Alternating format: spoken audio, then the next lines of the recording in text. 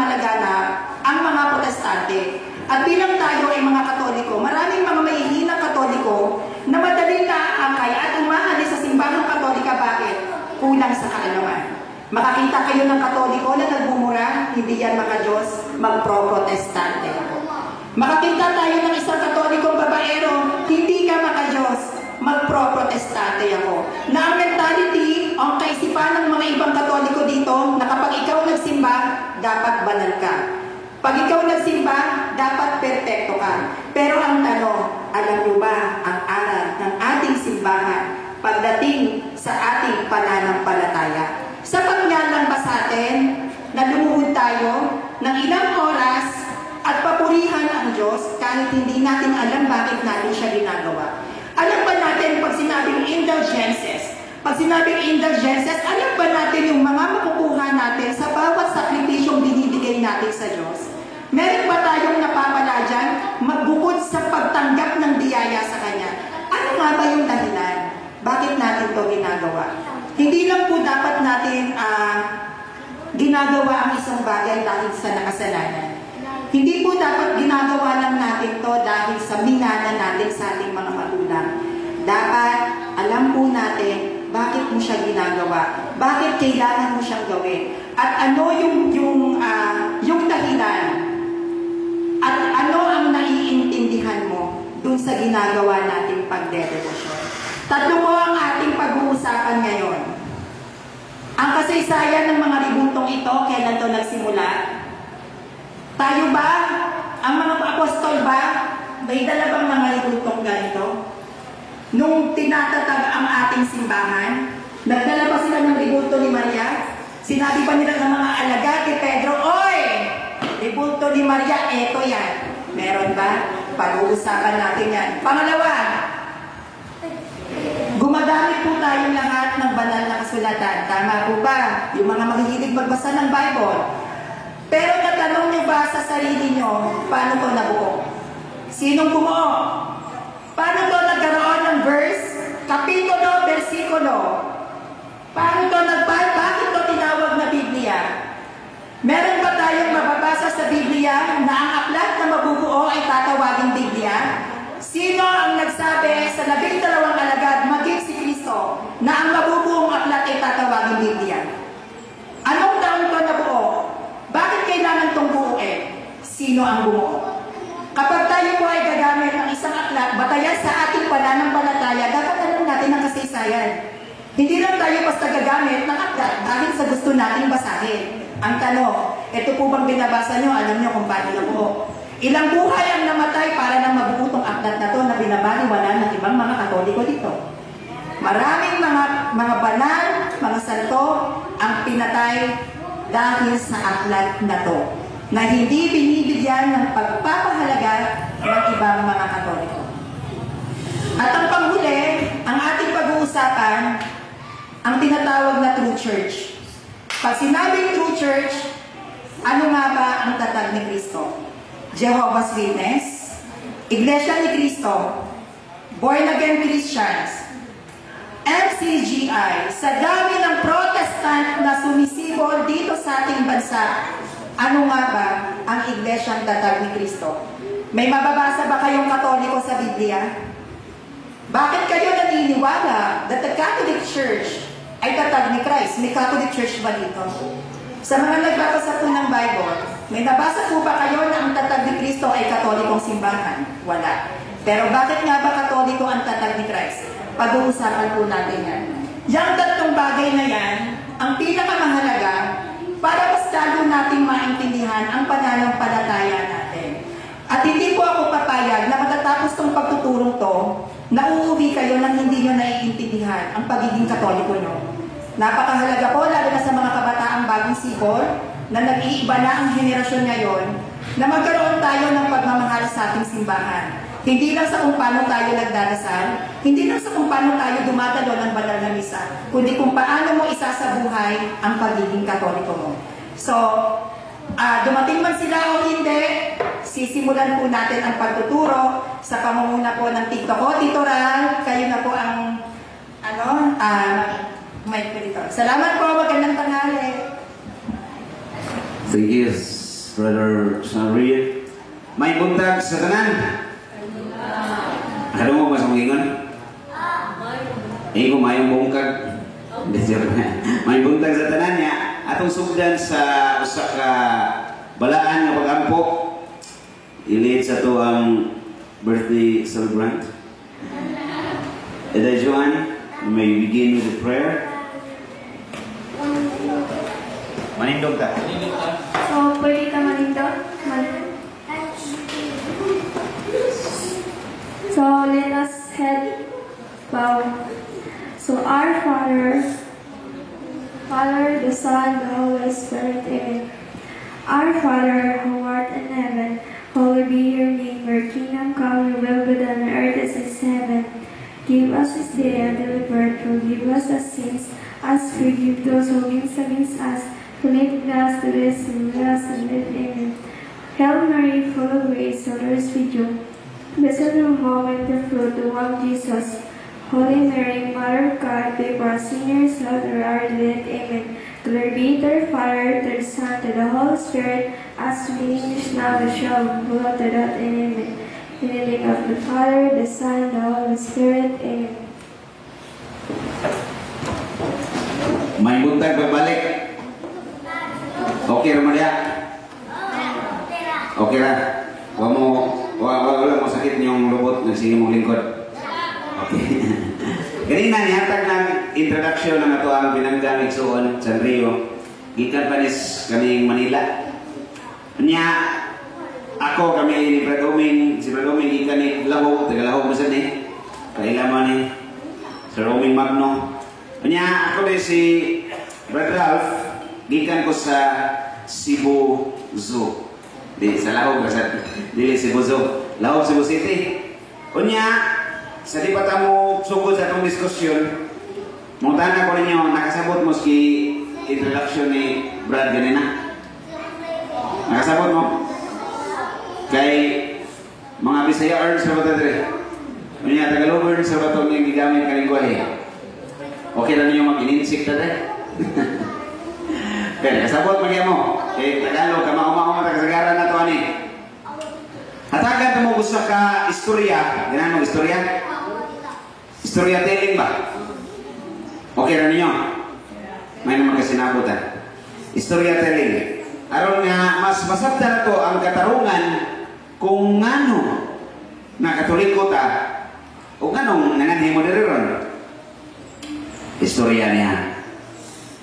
Dihay usa ka pari na Amerikano. Kailan mo pari nga Amerikano? Huwag mo kailan? Dear sa kaya, ako ni Sailin, ako sa cellphone, sige magtingog. Text-mate mo kami ni Injeroxin.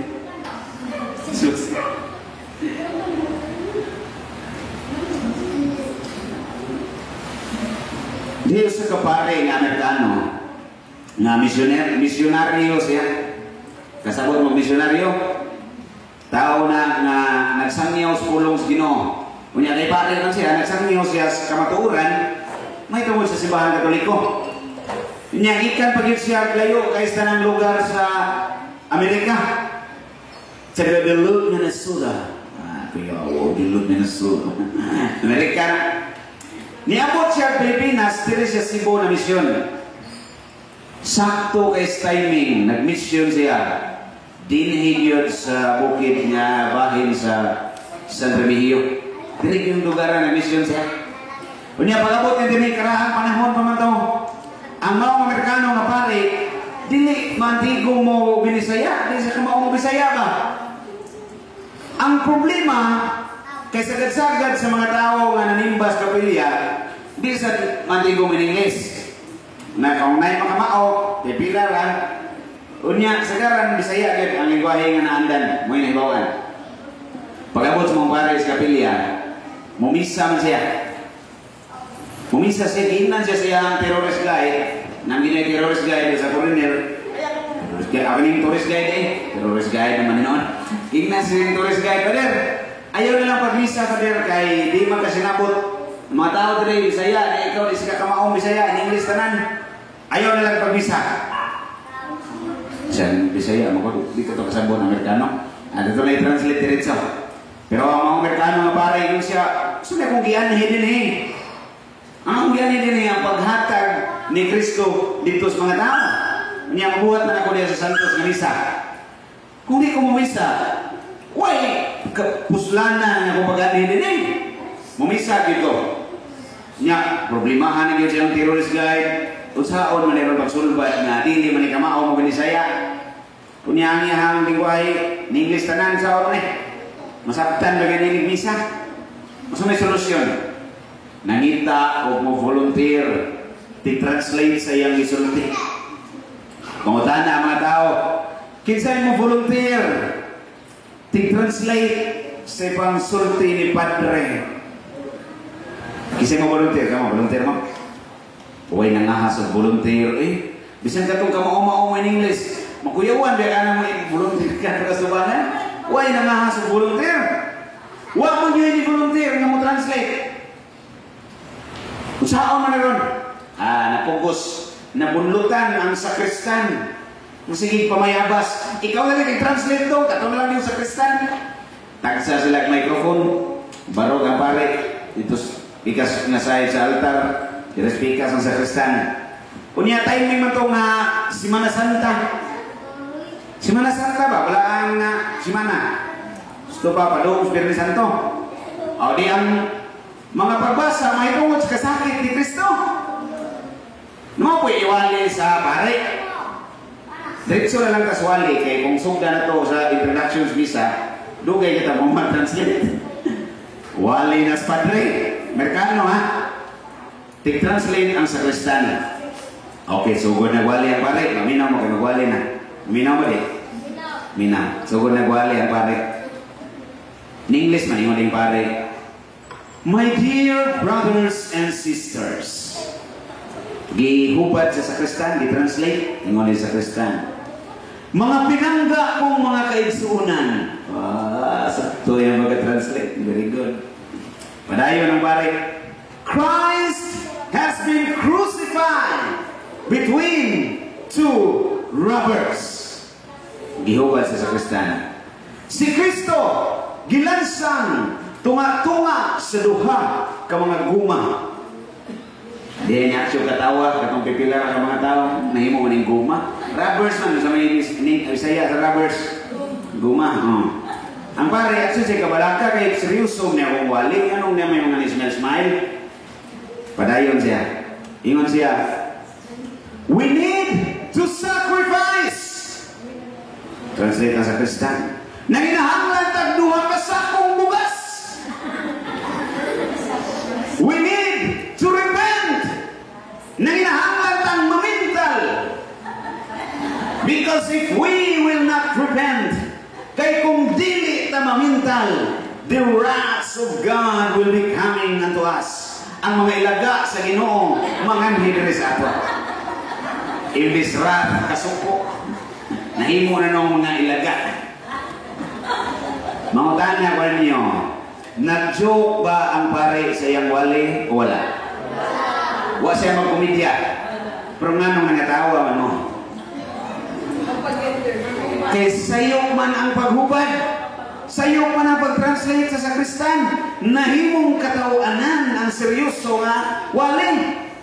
Sa ato pa, kitang tanan diri mga Katoliko, do not tayo misyon. Ang atong misyon, paghubad sa kinabuhi o pagtulunan ni Kristo. Kung sa paghubad, kinahanglan makita din ha sa itong kinabuhi ang mga pagtulunan ni Kristo, mabuhian na to.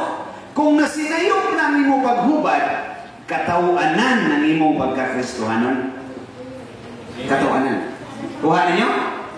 Joke-joke na lang niya itong pagkakristohanon kung mayroon ka nga, Katoliko mo kristohanon man ko. Pero unang-una, huwag ka kapalawang si mo pagtuo, kaya huwag ka di ka kasabot. Nalay mo ni diri, mamatahan na ni mo, ano man mong mga Katoliko nga, manguros man mo, isa may makatubag diha, anong manguros man mo? Ikulbaan na. Oh, yeah. Manguros na kayo, makilatan, baka na yung mga dalugdog na kusukistanan, hindi wala manguros na kuyawan. Wata ka palawang, wata ka susi sa katarungan, kung nano, nag-ibasa yung ibuhat na to, kining atong mga gibuhaton diri sa simbahan. So muna ato ang tukion ron, magchikahay ta. Istoryanay ba? Chikahay ta, tukion ta. Wala mo kaabot na ng programahan? Karaan ka na sa TV sa una. Chikahay ta, tukion ta ang atong mga pagtulunan sa simbahan. Kaya kung di na ito ni masabtan, sayong ra kayo na ito isalikway.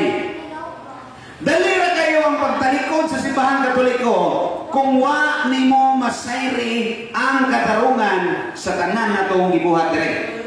Unsay rason? Unsa may pagtulunan na nagpaluyo sa itong mga gibuhat isip Katoliko. Kung wa ka masayo na nalayuan ni mag-ilok-ilok og Biblia, madag sardinas, madag noodles. Imagine na, Katoliko ka, 45 katuig. O Katoliko, 45 katuig. Gianhi og laing relihiyon. Giwalihan og 15 minutos, gihatagan rag sardinas og noodles. Gibiyaan ang iyang 45 katuig nga pagkakatoliko. Gibaylo ras 15 minutos plus sardines and noodles. Nga naman, namin nasayra na diri. Nga naman, nga hungaw man ang pagkakatoliko, wa may kaalam. Huwag kaalam. Importante na doon na tayo kasayuran. Timana na to, yung mga Ginoo sa Biblia niya. Kaya nasa naandan ko nga mukutlo-kutlo o mga bersikulos Biblia, kini mang laing sikta, laing relihiyon. Pero kanang Biblia, ato ang tani. Kining Biblia, libro ni Katoliko niya, i-elaborate ni Sanrio later on. Karong taon-taon, yan natagan sa background, giunsa ni Biblia pag-ihimo. Okay. Libro ni sa simbahan Katoliko. Pero, subok kayong pamalandungon, natuan ng libro, huwag na kahibaw. Daghanap ko dito, huwag kahibaw ng Biblia. Kasi may magbasahan din ng Biblia. Kunya, kaya di magka-anad sa Biblia, na imuan na ito ng laing relihiyon. Sa tinuod lang, 15 ra nakabuok, versikulo ilang na-memorize. Kunya, kaya ikaw, huwag yung kayo na-memorize, bisag kusa, nagtuo kag may laki na kayo na sila. So, dali na kayo kang ilaron. Pero di na sila may laki. 15 na kapo ko siguro nila. May ragay nila niluan. Ato ang libro, kita may kamauan eh. Kinsa may labing nasayod sa istorya? Ang author o ang katong nangupya? Ang author ang nagsuwa. Ato aman eh. So kung buot kang masayod sa pagtulunan sa Biblia, maminaw ka sa pagtulunan nga gikan sa simbahan Katoliko, dili gikan sa laing relihiyon. Kuha ninyo? Okay. Huwag kong masaba ha. Storya na. Relax lang. Kalma. Ingon ang Ginoo, Oseas Kapitulo 4, versikulo 6. Biblia na. Oseas Kapitulo 4, versikulo 6. Ang Ginoo mismo yung ingon, mangalaglag ang akong katauhan tungod sa ilang kakulang sa kaalam. Gusto to? Mangalaglag ang katauhan sa Diyos kay kulang sa kaalam. Kamu katauhan mo sa Diyos, dili. Kang kinsa man mo katauhan, sa Diyos o sa yawa? Sa Diyos? Katauhan sa Diyos. Sakop mo sa Diyos. Sa tuloy yung sa yawa. Katauhan. Wise na katong sa yawa. Di, joke. Katauhan sa Diyos. Sakop tas Ginoo. Dili sa yawa. Karon kay sakop man mo sa katauhan sa Diyos. Na may kaalam, may tungod sa Biblia, wala. Naay gamay. Puros tanay gamay direct. Nay mga gamay. Oh, may puntag na itong tanan ng mga nay gamay. Hindi ko medya. Gamay ra itong kaalam, kulang-kulang. Ang iyong Ginoo, malaglag ang kulang. Ang kulang sa kaalam, malaglag. Kung sa nalang kaya itong wala, diyo'y kaalam. Ang kulang, malaglag, pamagana. Sa mga itong wala. Oh, importante nga doon na tayo kaalam. O niya mo usa sa mong toyo din pagpaambit o kaalam na tinuod yun nga kaalam. Pagtulunan na tinuod. Kay sultian ka mo, prangkal ang pag-istorya. Bisag kinsa pang banggiitan pastor sa laing sikta. Puros kina dunay bakat na pagtulunan. Dunay mga sayo. Kay lagi, di naman sila ang tinuod nga relihiyon. Gama-gama ra na tao. Ginama ra tao. dili mo hinpit nga nagda sa kamatuoran. Importante makasayod ta sa kamatuoran. Unya doon na pa ilugang bersikulo, Proverbs. Sabot mo Proverbs. Panultihon. No, na sa Biblia. Kung inyong abrihan ninyong Biblia, assignment ninyo ni abrihin ninyo yung Biblia, inigulit ninyo sa inyo ha.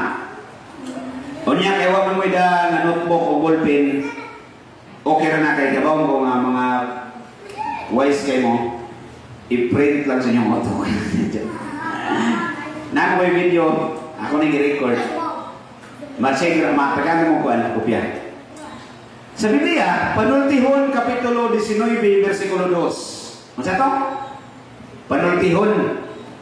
Wa mo kasabot mo sana no. Inigapay News Bible usana sa mga libro diri na nakabutang Panultihon Proverbs sa English. So may man ron kailan naman tayo Google ma-search naman nato dayon.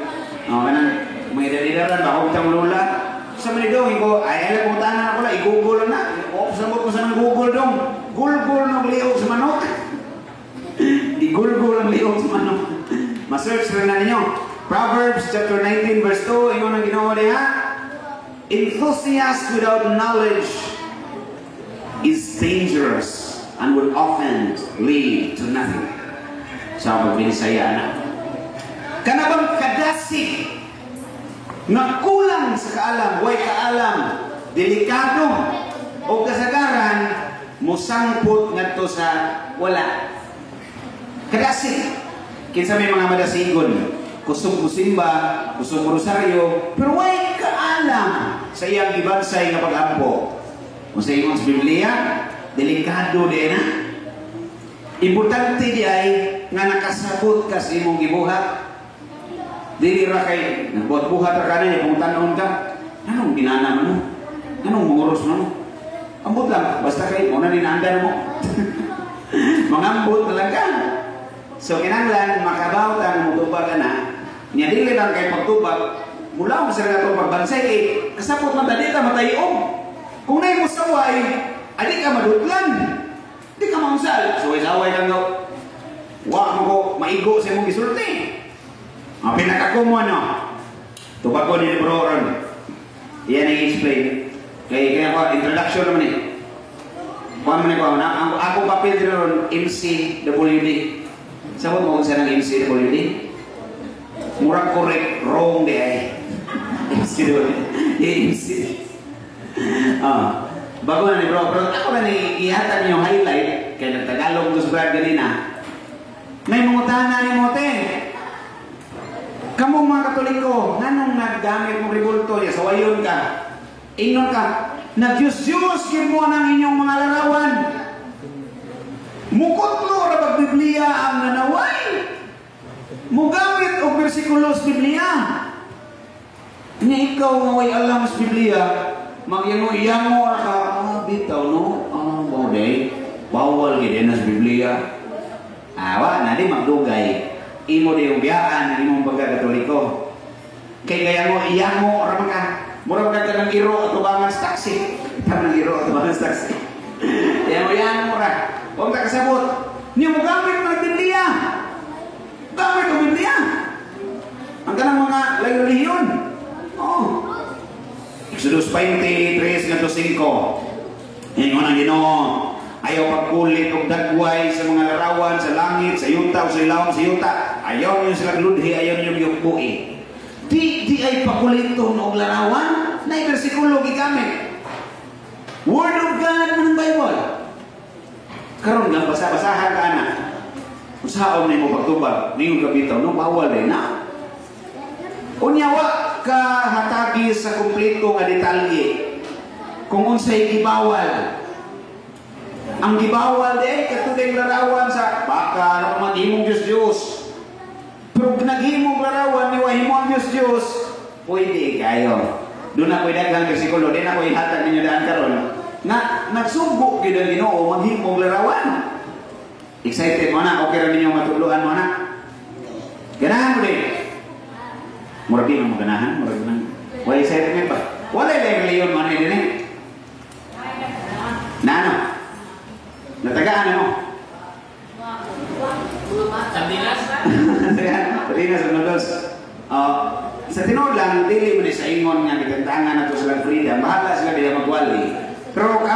ginikanan ng Katoliko, ayaw niyong patambungan yung mga anak dito. Nga naman, matudluan magsayop nga pagtulunan. Matudluan sayop nga pagtulunan. So kung muhatag sa Linas, dawata kaunang. Pero ang kitudlo ayaw. Unya kung ang danger magod, ang nakadelikado magod, kung mamati ka dito, labi na ng mga bata, niya, wapay na ibawaan, muling ko dito, matuluan o sayo, mao na kayo madala. Maanak na sa sayo, okay rin nyo yung mga anak tuluan sayo? Dili. Okay rin nyo yung mga anak tuluan sayo? Dili no. Umuna nga, ayaw ninyong patambungan dito. Unya na pala yung mga atake nila. Manaway sa mga Nabi ni Maria. Kung ako'y Jesus, suway sa way yan ako mama. Malaparais kita. Swerte lang na dili ako'y Jesus. Manaway. Unya ikaw pinangga ni Muslim Mamiri, malipay ka. Mangutan na ako ninyo, nahigugma ba mo sa inyong pagkakatoliko? Wala. Nahigugma? Kanang imong cellphone, nahigugma ka na ba? Yung cellphone ba? O, gamit man ang imong cellphone. Imo yun ang dipinsahan. Imo yun ang proteksyonan. Dili ka mo sugot nga ako ng kuhaon imong cellphone, niya ko ipuspos. Ako tamakan. Hindi ka masugot eh. Imong proteksyonan. Imong anak, ako ang naparohon. Okay rin mo? Pinangga na ni mo. Imo ginang dipinsahan. Ingon siya ka, ay ginagsuhay dapat-dapat na kaya wag katapatawan na bisang sa kamong mo. Imo ginang dipinsahan. Imong papa, akong patiran, di isa ka. Pinangga man ni mo. Sa kumutan na ganina ninyo, naikugma ba mo sa inyong pagkakatoliko, ni sanong mo. Karon daghan mang manaway sa imong simbahang Katoliko nga gituoan. Nahigugma mo ka. Mudipinsa ka o imo rang pasagdan nga sawayan? Mudipinsa ka? Unyang sao magdipinsa? Kinanglan na kay armas. Armas sa Miguel na espada. Sa Miguel ganyan.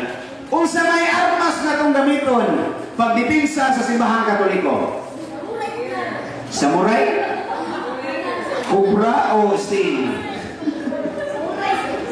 Samurai. Ang atong gamiton na armas, ang atong kaalam nga nahibaw ta unsaon pagdipinsa. Muna atong armas. Kuha ninyo? Niya mo basa sa Bible sa may meaning ng Bible, ng word ng Bible. B-I-B-L-E. Basaha, ini kahumag basa, lakaw, iwali. Kuyawal, binisaya.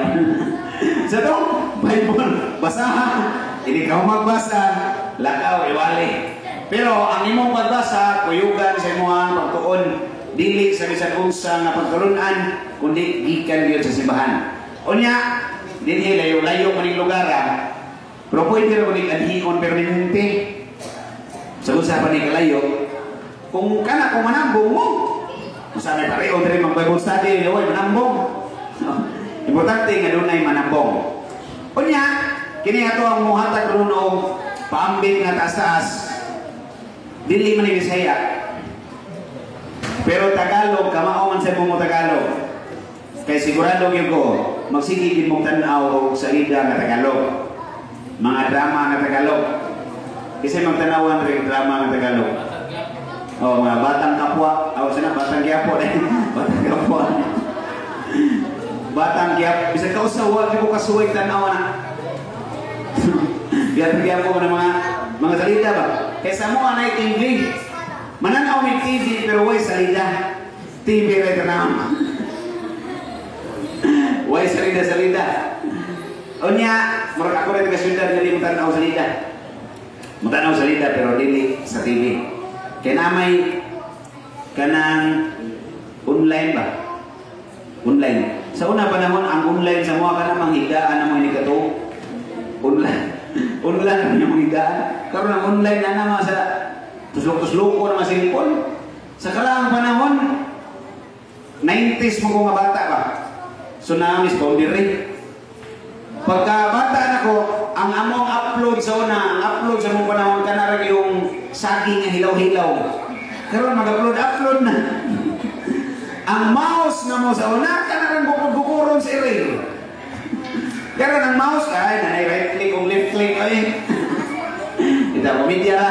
Nya, ihatag ka mo nga to ang speaker na bangitan kay nilayo kay ni bibiyahe. Nisakay pa ning sigbin, bro. Sigbin kaning barko para maabot nilayo kay tanan. Sabtan nyo yung Tagalog kay Brian Trabalitawan na paspas por istorya. Paminaw kin mo mayo kin mo tabi. Okay. Mangyo ko ninyong tanan nga mutindog ta kadiyot. Kadiyot ra kayo. Isa ang inyong tuo nga kamot. Repeat after me. Kung siya kong isulti, uspa. Bilisayon lang ako. Ako. Sultin nga. Sultin nyo nga. Ang nga niya. Jaime. Ralph. Nagasaad. Sa tibuok kong kasing-kasing o guna-guna. Nga samtang naay nag-istorya sa tubangan. Dili yun ko makigtabi sa kong tapad. Katurang sa layo-layo. Nagsaad pag-usap. Nga dili mulakaw dayon. Ini kahuman o kaon. I thank you. Lingkod. Salamat kayo. Nang hinaot po ngayong tumano ng inyong saad. Kaysa ikon pa, promises are made to be broken. Tanawa. Tumana yun na ninyo. Okay? Ready na mo? Okay. Mo elaborate siya sa pagtulunan sa simbahang Katoliko. Labi na kasaysayan sa simbahan. Di ta nagsugod, di ta usay nahita po, along the way, yung mga laing reliyon. Okay? Ako ihatag ninyo. Nagumili ko siya paghatag siya kompleto ngalan kay mapagsanon man itohanan. Di siya ginahanap ka ng isulti ang iyang mga achievements ba? Yeah, simple ra ko no, diretso lang na introduction. Okay. Pero daghan siya achievements. No. Daghan siya achievements. Nya, wa man yan di siya mo sugot ng isulti. Diretso lang naman siya nga. Ang hatag ninyo San Rio to explain further about the Catholic faith. Ato papakan. Ayan, magandang tanghali po sa inyong lahat. No?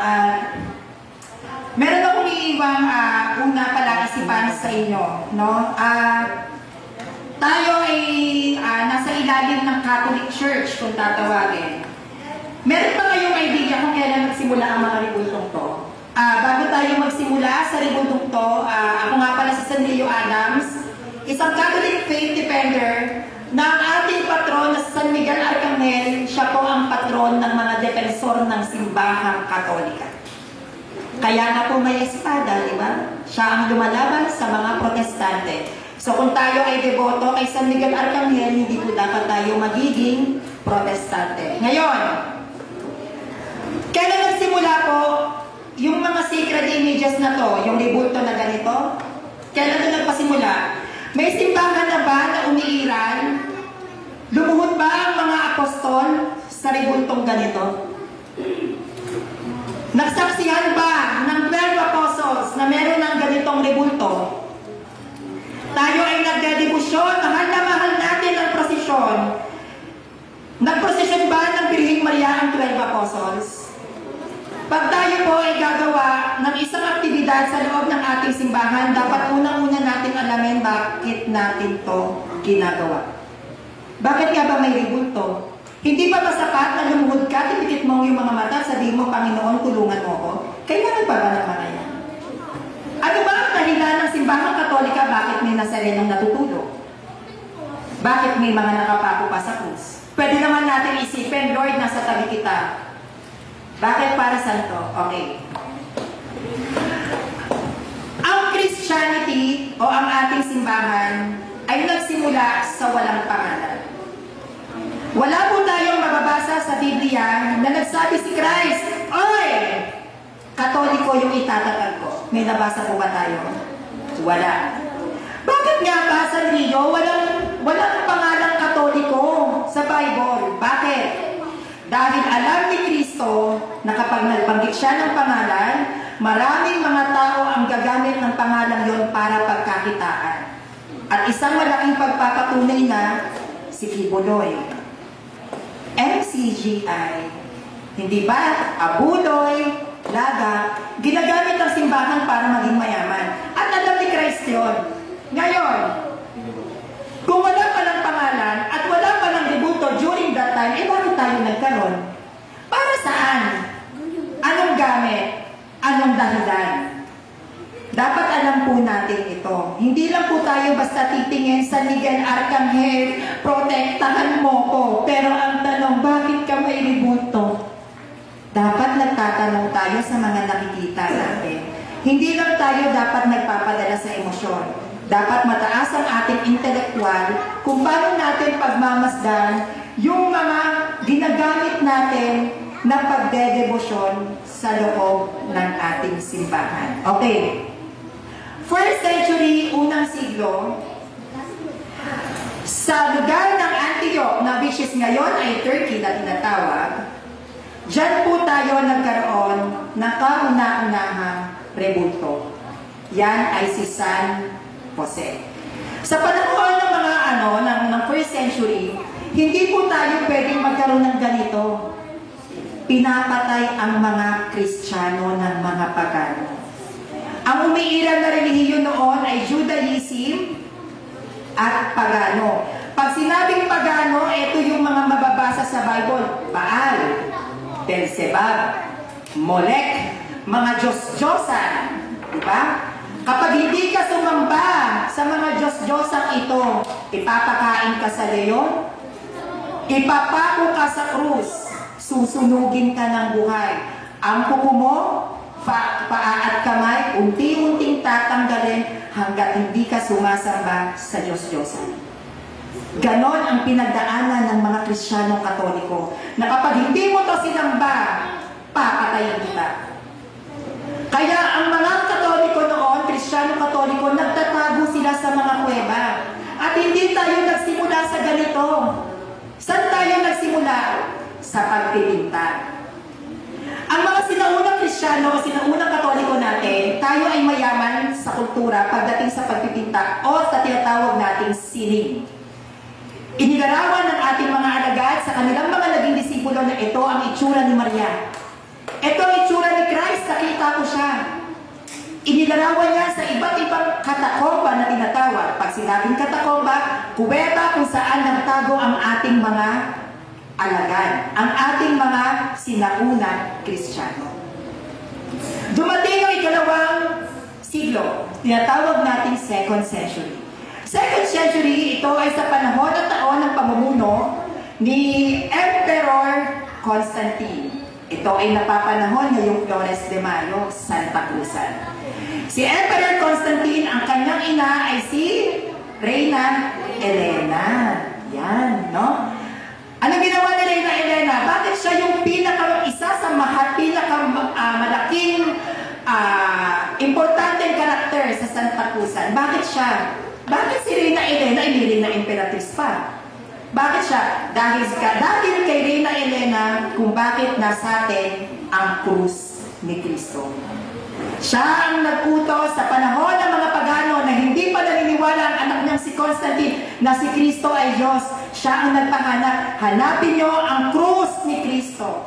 Sila ay pumunta sa bundok ng Golgota kasama ang libo-libong hukbo para hukayin at hanapin ang krus ni Kristo. At may 3 krus na nakita.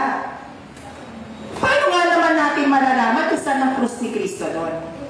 3, tandaan nyo, nung pinako si Kristo, may 2 magnanakaw. So para malaman kung nasan ba itong krus ni Kristo, nasan ba itong krus ni Kristo na to?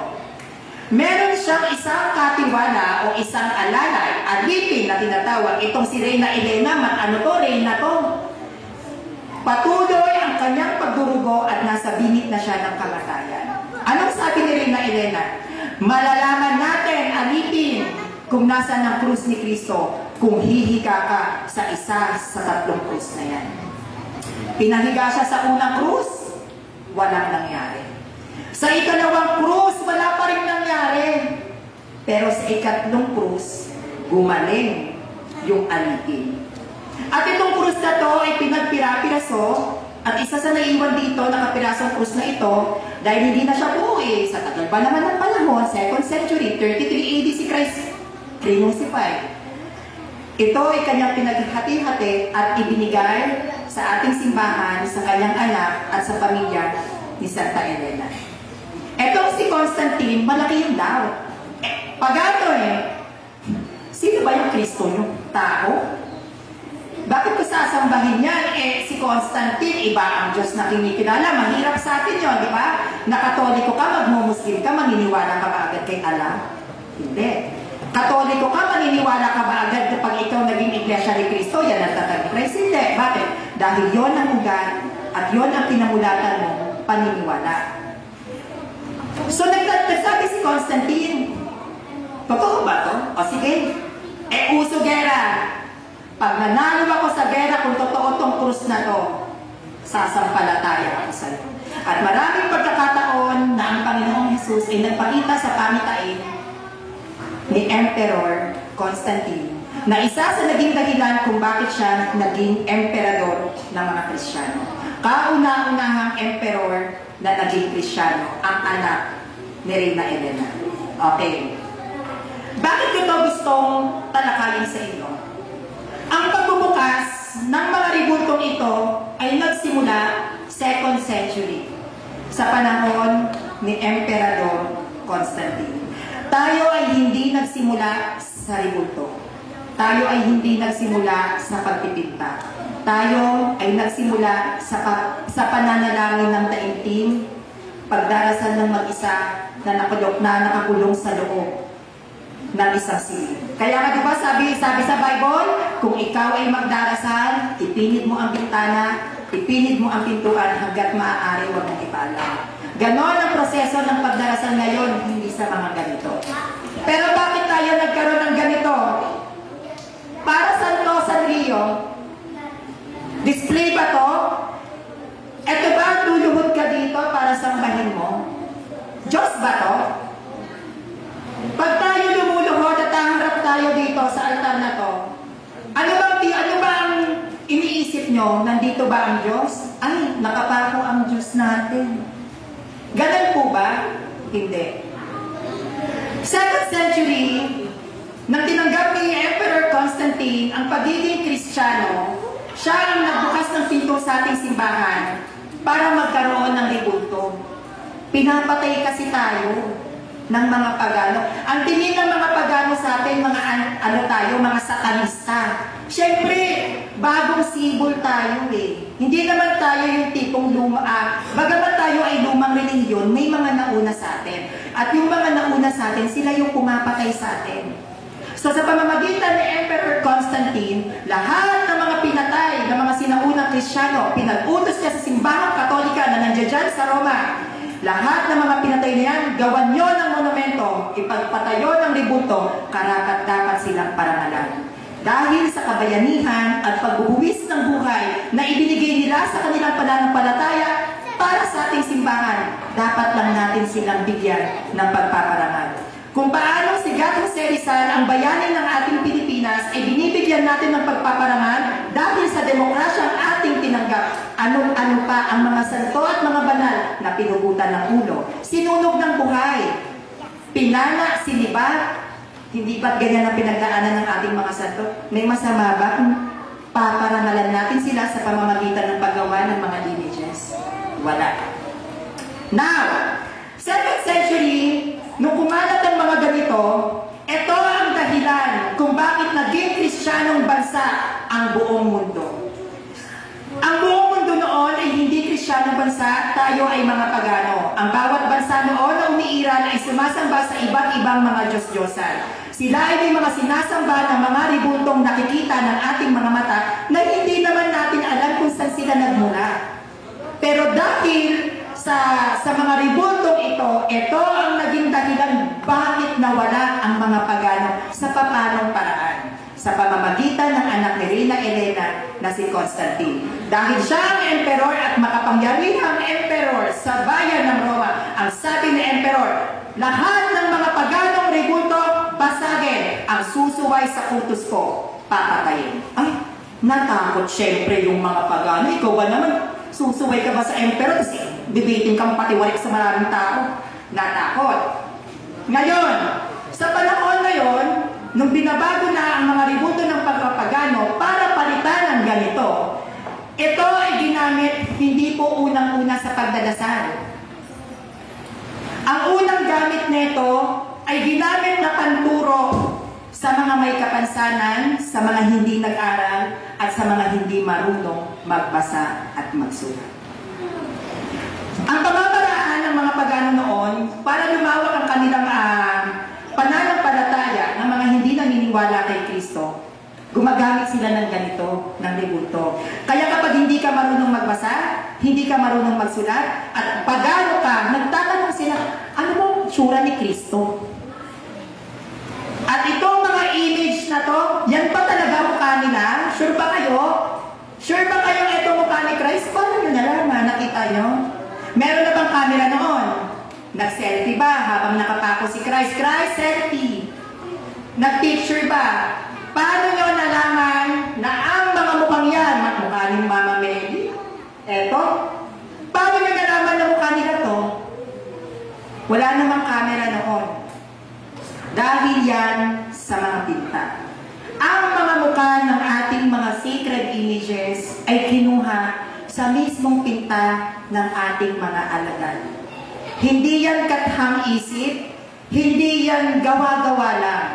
Kopya po ito mismo sa mga orihinal na pinta kung paano inilarawan ng mga alagad ang mukha ni Kristo at ng kanyang ina.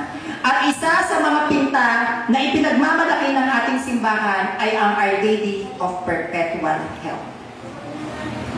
Si San Marcos at San Lucas ang nagpinta nun.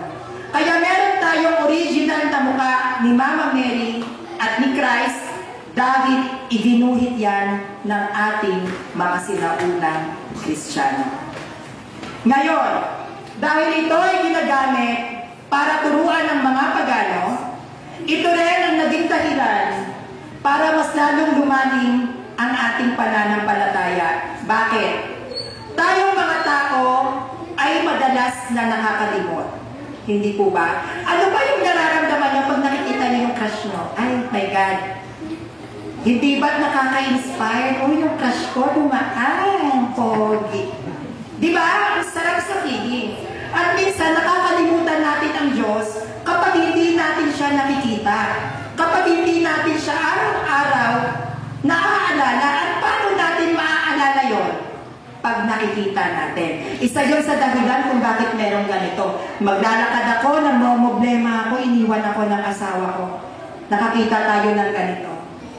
May pag-asa pa, Lord, ikaw nang bahala. True what? Sacred images. Isa ito sa nagre-remind sa atin na kahit nasa ibaba ka, may pag-asa. Kasi may nagre-remind sa atin na nandito ako. Hindi kayo nag-iisa. Ano ba? Larawan ng inyong mga magulang. Nanay mo, tatay mo, kapatid, jowa, crush mo, BTS, diba? Kapag iyan ay dinidisplay natin sa loob ng ating tahanan, iba yung nararamdaman nating saya at inspirasyon sa mga bagay na nakikita natin kasi hinahangaan natin sila. Bakit mahalaga ang ganito? Dahil nababawasan ang imoralidad na ginagawa lalo na ng mga kabataan ngayon. Alam naman po natin, sa panahon ngayon, palaswa na ng palaswa ang mga kabataan. Bakit? Dahil hindi na po nabibigyang pansin ang mga sagradong larawan at napapalitan na ng mga hindi magagandang imahe. Kaya ang bata-bata pa lang, ang dami ng alam na hindi dapat malaman ng ganong edad. Malaki ang kahalagahan sacred images na to, dahil kung araw-araw nating makikita ang mga banal na larawan, sa pang-araw-araw nating pamumuhay, araw-araw nating maiisip ang Diyos. At pag araw-araw nating maiisip ang Diyos, araw-araw natin siyang mararamdaman. At pag araw-araw natin siyang mararamdaman, magiging isa tunay na Kristiyano ka. Ang mga ribultong ito ay pinagbuwisan ng buhay ng libo-libong Kristiyanong Katoliko. Hindi lang po yan basta ganyan. Ang dami pong pinatay dahil sa mga sacred images na to, kung alam nyo lang. Kung aaralin natin ang 1st century based sa Catholic history, marami po ang nagbuwis ng buhay para po sa mga sacred images na ito. Ngayon, pupunta tayo sa Bible base. Sanrio, puro ka history, Bible tayo. Ang gagaling ng mga protestante, saan mababasa? Pero sinong bumuo? Ang gagaling ng mga protestante, hoy, mali kayong Katoliko, dito yan mababasa. Ang tanong, sinong bumuo? Dapat alam natin lumaban. Hindi lang tayo titingin at nakanganga at tanggap ng mga aral at maniniwala na hindi nyo rin naman pala inaral. Hindi kayo ang tunay, teke kayo. Ayon sa aklat ng ganito, sinong sumulat, kailan simulat, saan sinulat, anong taon na buo ang sinasabi nilang kasulatan. Mamaya natin pag-uusapan. Dito tayo sa Bible base. Okay. Meron madalas na ginagamit ang mga protestante sa ating mga Katoliko para iligaw ang bawat isa sa atin. Para paratangan ang ating mga sacred images na yan ay mga Diyos-Diyosan. Maglalatag tayo ng Old Testament o tinatawag nating lumang tipan na kung saan ito ang ginagamit ng mga protestante. Exodus 20 verse 4. Huwag kang gagawa, I repeat, huwag kang gagawa ng imahe ng anumang nilalang na nasa langit, nasa lupa, o nasa tubig upang sambahin. Pinag-uutos ng Diyos, huwag kang gagawa ng imahe nasa itaas, nasa lupa, o nasa tubig. Paano to? Bilang tayo ay mga Katoliko, pinag-uutos ng Diyos, huwag kang gagawa ng ribulto. Ano to?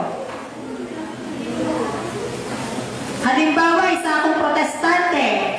Sa mga nandito, tatanungin ko kayo, kung meron kayong idea. Ang sabi ng Diyos, Exodus 20 verse 4, huwag kang gagawa ng imahen ng anumang nasa langit, nasa lupa, o nasa tubig upang sambahin. Paano po ito? Lumalabag pa tayo? Huwag daw gagawa ng image, huwag gagawa ng ribulto. Paano po? O, diba? Paano po pala kung magaling akong protestante? Ay, naku, lahat kayo talaga, protestante na. Okay. Ang sabi dito, huwag kang gagawa ng imahe ng anumang nilalang na nasa langit, nasa lupa, o nasa tubig upang sambahin. Sinasamba niyo ba? Sino po ang sumasamba dito? Kayong lahat sumasamba po kayo dito? Okay. Meron po bang tinuturo ang ating simbahan na dapat sumamba tayo sa ribulto? Ano po ang tawag sa mga sumasamba sa ribulto? Uulitin ko ulit yung tanong. Sinasabi ko sa inyo, mga kapanalig kong Katoliko. Okay, I repeat the question. Sino pong sumasamba dito? Kayong lahat. Ano po itong hawak ko? Ribulto, tama po? So, tatanungin ko kayo, sumasamba kayo sa ribulto?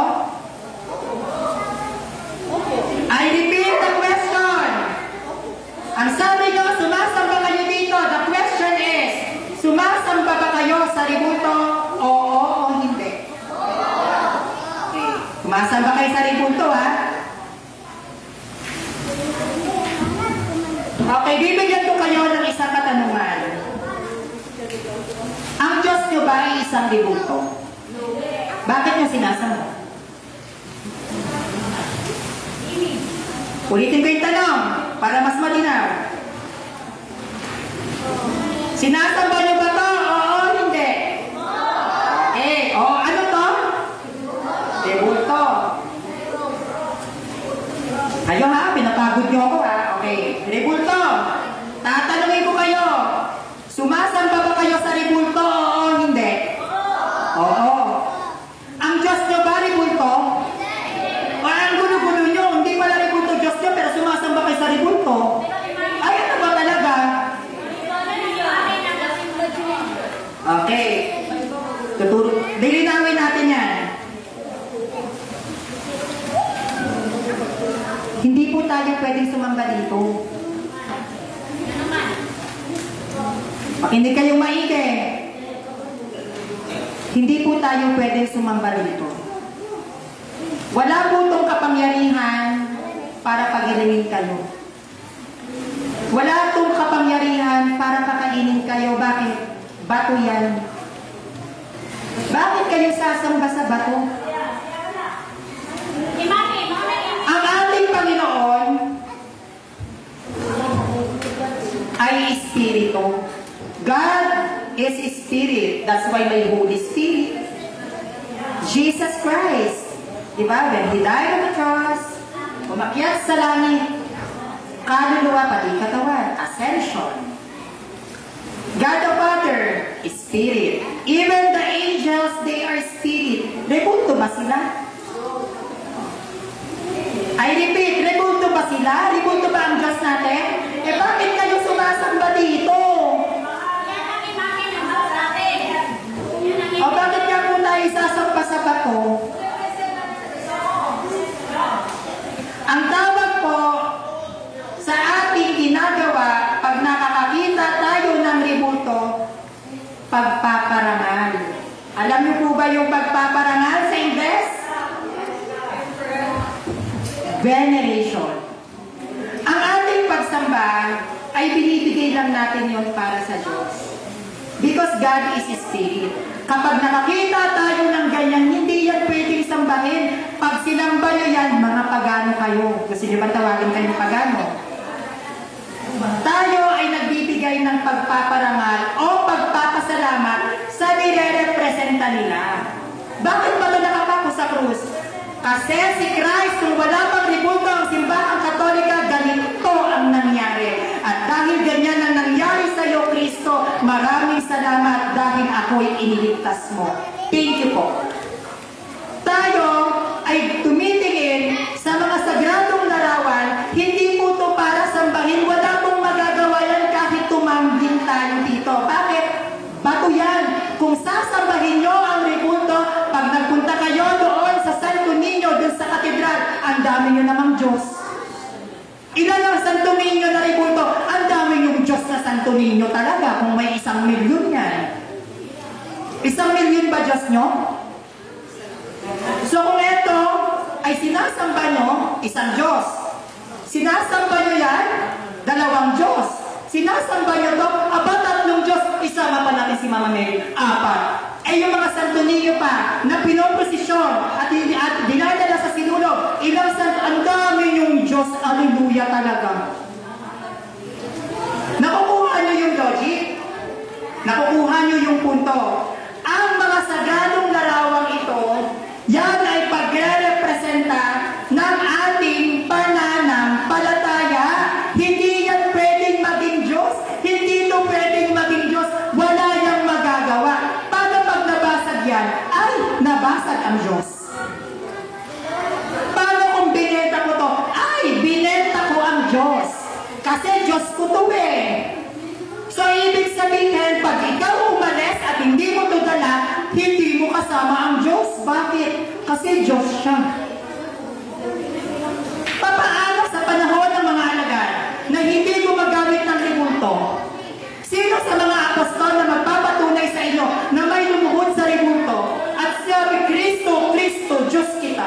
Wala! How can you say? Paano nyo masasabi na Diyos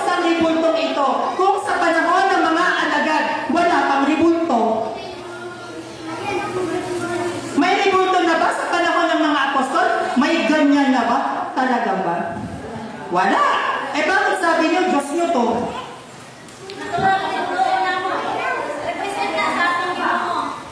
Ano ba yung Diyos? Yung ribulto o yung nire-representa? Nire-representa. Magkaiba na sasabihin yung Diyos niyo to, magkaiba na sasabihin mong Diyos ko ang nire-representa nito. Nakikita niyo yung pagkakaiba, mga Katoliko? Kapag sinabi yung Diyos niyo to, yung bato mismo, sinasamba niyo. Aba, mga Chinese ata itong mga to, sumasamba din kay Buddha. Pero kung sasabihin nyo na yung nire-representa ng krus na to, yun ang aking Diyos, yun ang tama. Tama po? Nakukuha nyo? Halimbawa, San Miguel Arcangel. Sinasamba nyo ba yan? Sinasamba nyo? Sumasamba tayo sa Arcangel. Saan nyo sinasamba si Arcangel? Sa pagiging Diyos? Ulitin ko yung tanong. Saan nyo sinasamba si Arcangel? Sa pagiging Diyos ba? Sabi nyo, sinasamba nyo, huwag kayong magsisinungaling sa akin. Okay. So, saan nyo to sinasamba? Sa pagiging Diyos? Okay. Kung hindi nyo sinasamba si San Miguel Arcangel sa pagiging Diyos, eh bakit sabi nyo sinasamba nyo? Dali. Sabi nyo sinasamba nyo, ngayon hindi. Tatandaan natin, kapag sinabing pagsamba, yan ay binibigay lamang sa Diyos. Tama hindi? I repeat the question. Ang salitang pagsamba sa Diyos lang ibinibigay, yes or no? Yes. Tinanong ko kayo, sinasamba nyo to o hindi? Okay. Pag sumasamba ka sa hindi Diyos, anong tawag sa inyo? Tama si nanay, idolatry. Alam niyo po ba yung idolatry? Pagsamba sa Diyos-Diyosan. Kung tayo ay sasamba sa Diyos lang, that is the highest form of worship, ang sambahin mo ang Diyos. Diyos ba to? Ay kami, Diyos ba siya? Bakit nyo sinasamba? Saan mababasa sa Bible na dapat mong sambahin ang isang arkanghel? Pag sinamba nyo ang isang arkanghel, ibig sabihin, hindi lang ang Diyos Ama, Diyos Anak, Diyos Espiritu Santo ang dapat sambahin. May Diyos Arkanghel na rin. Meron ba tayong mababasang Diyos Arkanghel? Ano ang dahilan bakit may Arkanghel? Si Arkanghel San Miguel ba ay nag-exist para sambahin bilang Diyos? Bakit po sabi ninyo, sinasamba natin to? Kasi pag sinabing sinasamba, Diyos natin siya. Ang mga arkanghel, yan ang tinatawag na kalasag ng ating Panginoon. Noong panahon ng digmaan, nang si Satanas at ang bunang sangkalakitan ay naggerahan dahil sa pagsisinungaling ni Lucifer, 3/4 ng langit ay nakuha niya. Muntikan nang makuha ni Satanas si San Miguel Arcangel. Pero dahil sa pagmamahal at tapat na paglilingkod ng 7 Arkanghel, the 7 mighty angels, sila ang lumaban sa 1/3 na mga anghel na tinatawag nating fallen angels ngayon. Hindi sila Diyos. Sila ang sundalo ng Diyos. Hindi natin pwedeng sambahin ang sundalo ng Diyos. Dahil sila ay binigyan ng otoridad ng ating Panginoon upang protektahan tayong lahat sa mga kalaban na hindi natin nakikita sa usaping espiritual. Hindi po yan Diyos. Yan po ay dapat natin paramalan. Pwede tayong humingi ng tulong sa Miguel Arcangel. Meron akong pagsubok na pinagdadaanan. Protektahan mo ko. Ganon. Pero hindi natin pwedeng sabihin, San Miguel Arcangel, sinasamba kita. Hindi yun pwede po, nanay. Ang pagsamba ay ginagamit lamang po yan sa Diyos. Ano sabi ng Diyos? Huwag kayong magkakaroon maliban sa akin. Tama ba rin? Tama, di ba? Oh. Ngayon, kung masabi ng Diyos, huwag kayong magkakaroon ng Diyos maliban sa akin, eh sinasamba nyo to.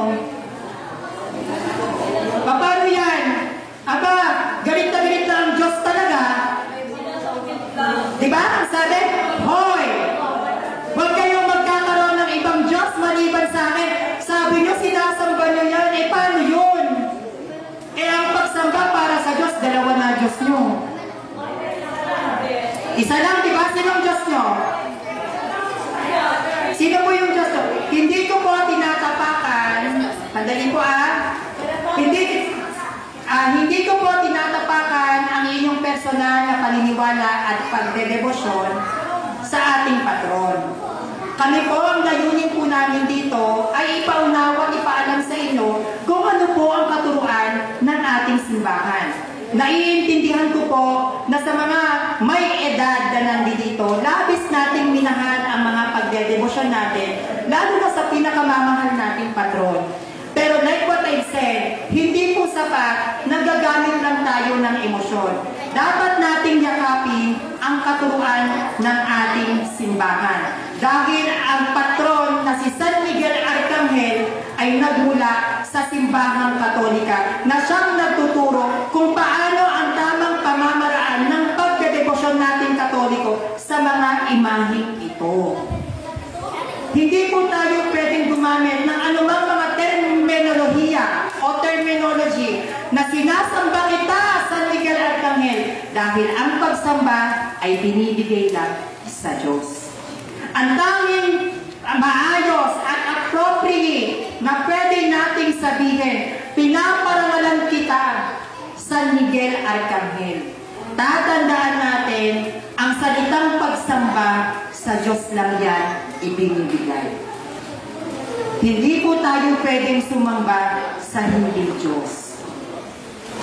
Kaya kung sasabihin natin na ikaw, San Miguel Arcangel, sinasamba kita, magtatanong siya sa inyo, Diyos ba ako?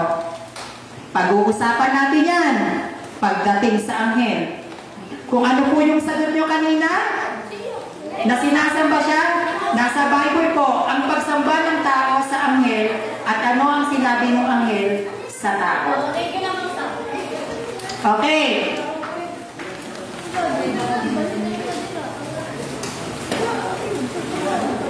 Dito tayo. Kalam po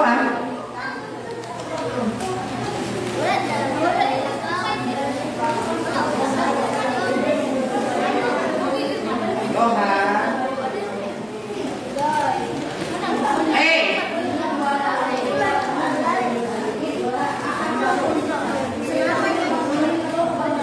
Halika rito, pangalan Jo, halika rito. Halika rito.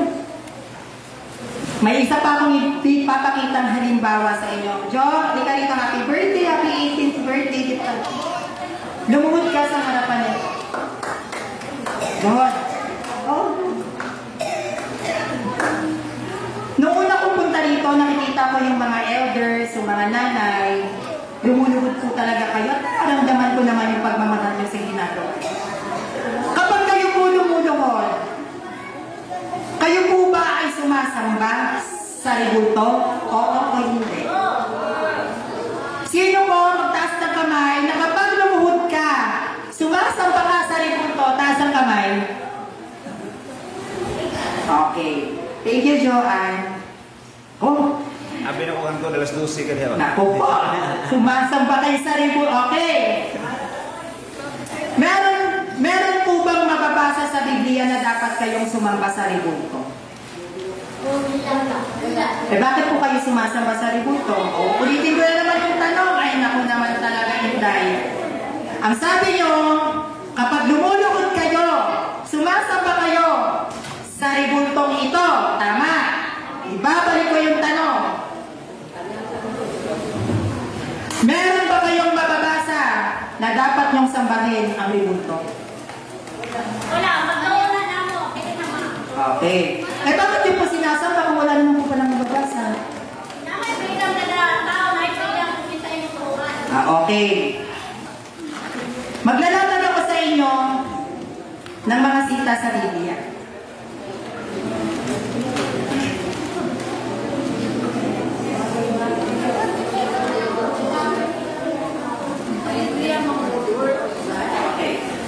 Eto, yung mga sumagot na sa pagluhod, sumasamba sa ribulto. No? May mga nagtaas ng kamay, sumasamba kayo sa ribulto pag lumuluhod kayo. Eto yung sinasabi dyan.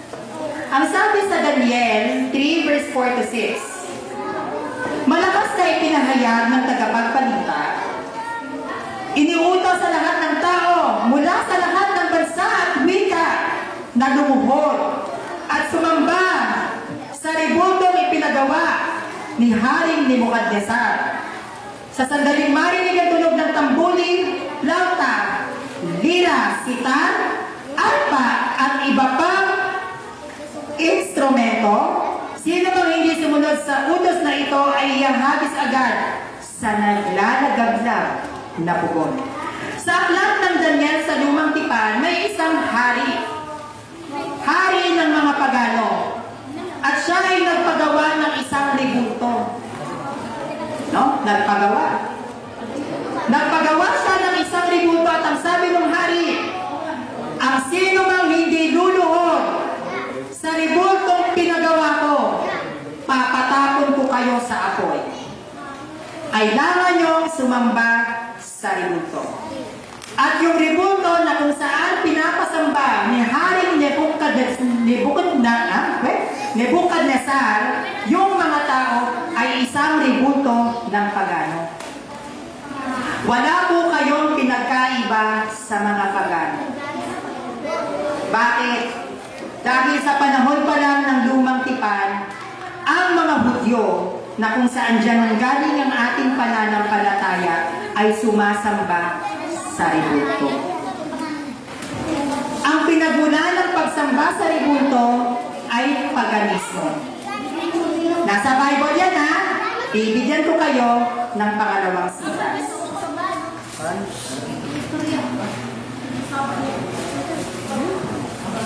Sabi rito, hindi po sumunod, Daniel 3 verse 12, Old Testament.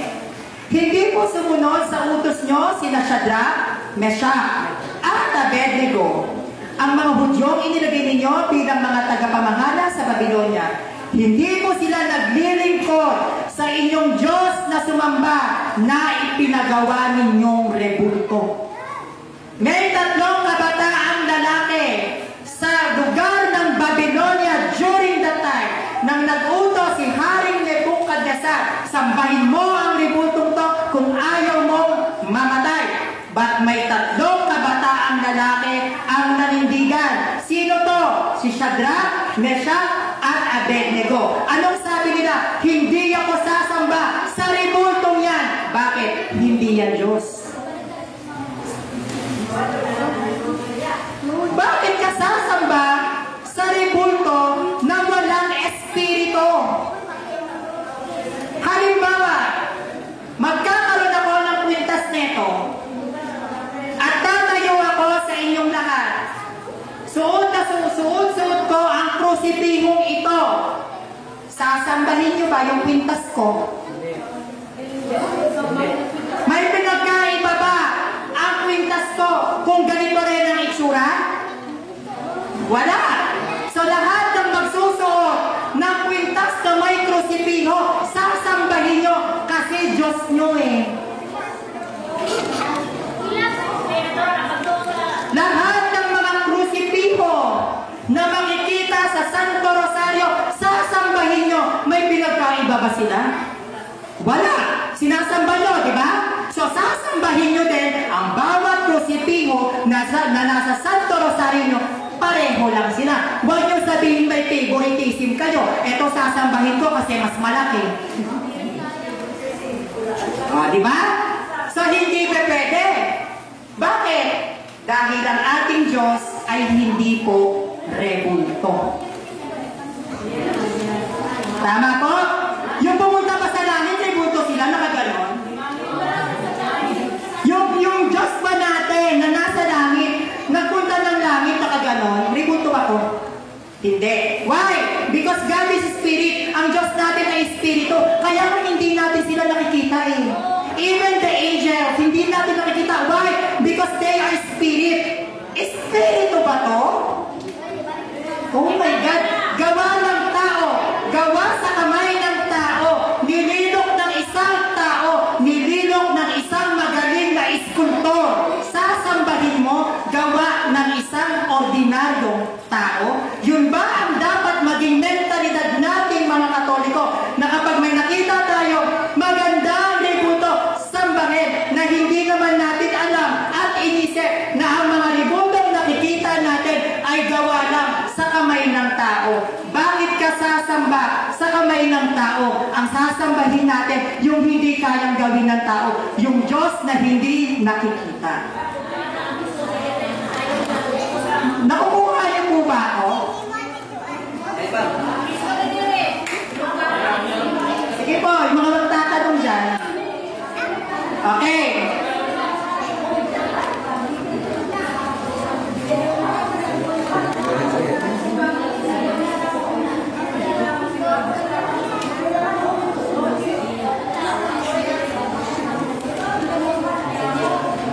Ngayon, yung nagsasabi, kanina, makinig kayong maigi, Biblia to ha, luluhod ako sa harapan mo, San Miguel Arcangel, bilang pagpapakita ng pagsamba.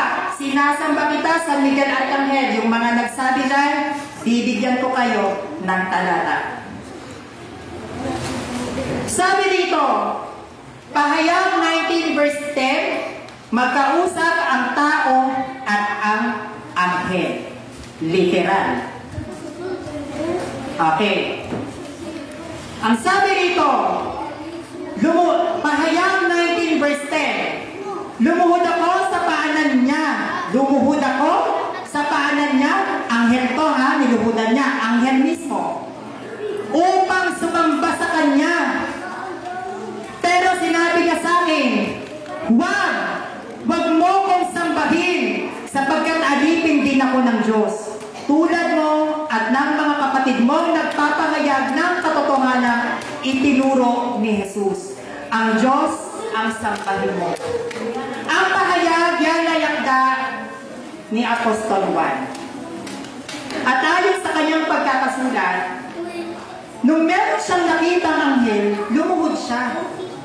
Siyempre, bilang tao, maa-amaze kaya ang anghel.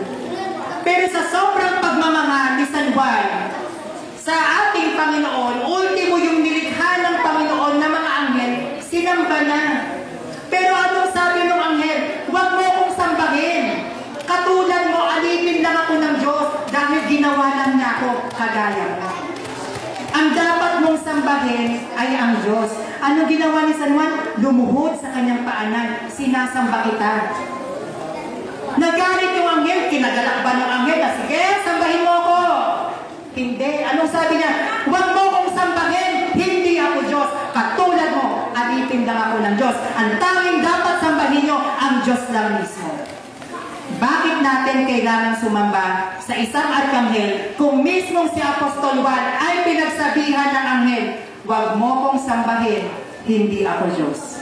Sino po ba ang masusunod?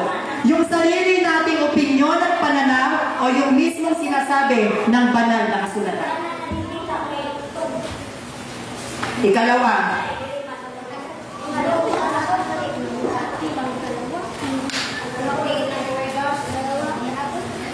Pahayag 19 verse 10. Nagpatira pa ako sa kanyang paanan. Nagpatira pa. Ano yung nagpatira pa? Malalim na Tagalog, dumi pa. Ganon ang paraan ng pagdadasal noon, tumidi pa. Nagpatira pa ako sa kanyang paanan upang sambahin siya. Sino yung tinutukoy dito? Anghel. Yung nakita niya yung anghel, dumi pa siya. Sinabi niya, sinasamba kita. Ngunit sinabi niya sa akin, sabi daw nung anghel kay Juan, wag ako may alipin din tulad mo, tulad ng ibang mga mananampalatayang nagpatotoo tungkol kay Jesus. Ang Diyos ang sambahin mo, sapagkat ang katotohanang ipinahayag ni Jesus ay siyang diwa ng lahat ng ipinahayag ng mga propeta. Nakita ni Juan ang isang anghel na nagbinigni sa kanyang harapan. Siya'y nagpatira pa at sinabi, sinasamba kita. Pero anong sabi ng anghel? Wow, hindi ako Diyos. Ang pinagkaiba lang ng anghel at arkanghel sa ating mga tao, tayo ay may pisikal na katawan. May laman, nabubulok, at namamatay. Samantalang ang mga anghel, wala silang laman. Sila ay ginawa bilang mga espiritu. Pero ang anghel at tayong mga tao, pare-pareho tayo naglilingkod sa Diyos. Hindi natin dapat bibigyan ng pantay na pagtingin pagdating sa anghel, arkanghel at sa Diyos. Ang Diyos ang dumalang ng lahat ng bagay. Siya ang dumalang sa arkanghel, sa anghel, sa mahal na ina. Siya rin ang dahilan kung bakit tayo nandito. Kaya nararapat lang na kapag tayo ay magsasalita na sinasamba kita sa Diyos lang. At kung magkakaroon man tayo ng pagkakataon makita ang arkanghel na ito na siyang naging dahilan kung bakit dumadami at mas lalim lumalalim ang mga Katoliko pinagtatanggol ang ating simbahan, dapat natin silang parangalan. Katulad ni Dr. Jose Rizal, kung paano niya ibinuwis ang kanyang buhay, nag-aalay tayo ng bulaklak, naglalagay tayo ng kandila sa tuwing Jose Rizal's Day. Yun ba ay pagpapakita ng pagsamba? Hindi.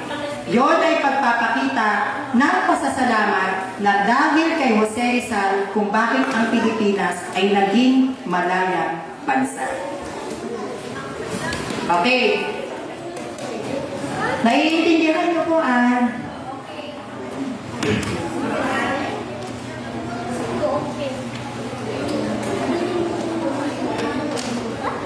Ito.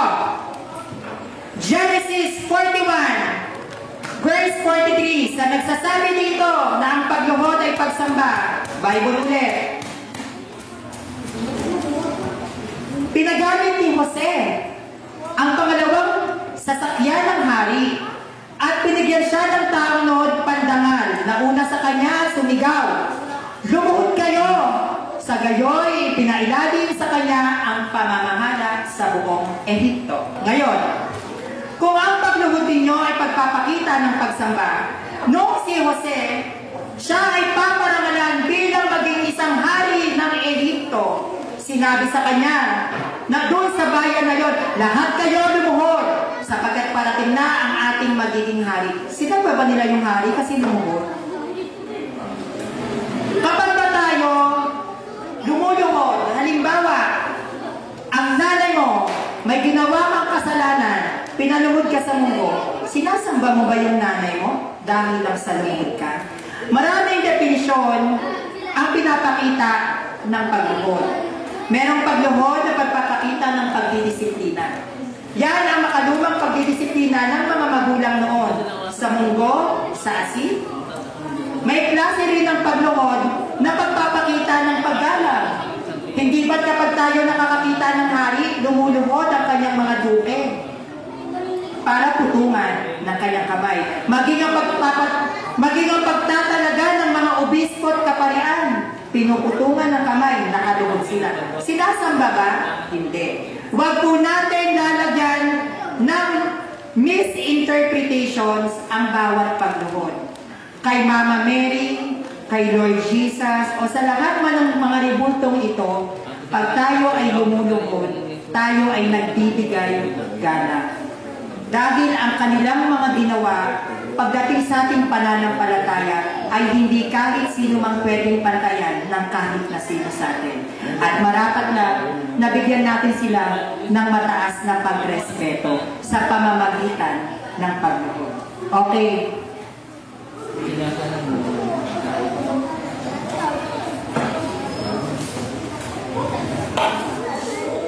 Awit 5:7, ang pinakamahalaga.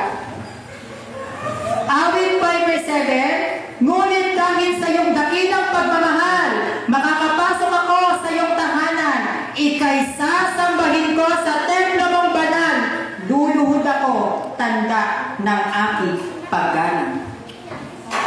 Pag tayo ay nasa loob ng templo niyang banal,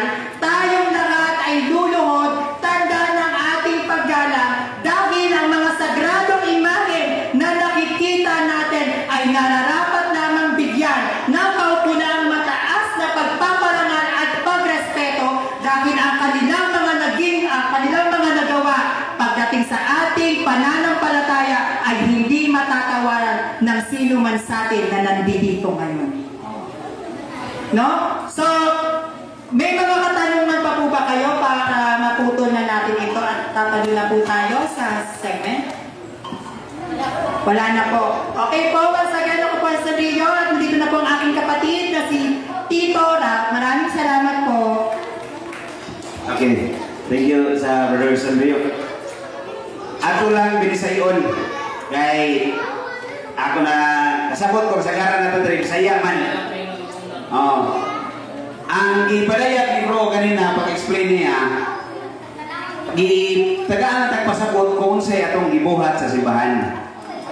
Kita ang mga Katoliko, ang iyang mamutanang God nga term pagsamba yan, ato may bawaan na word pagsamba, usar mo itong sabot anak.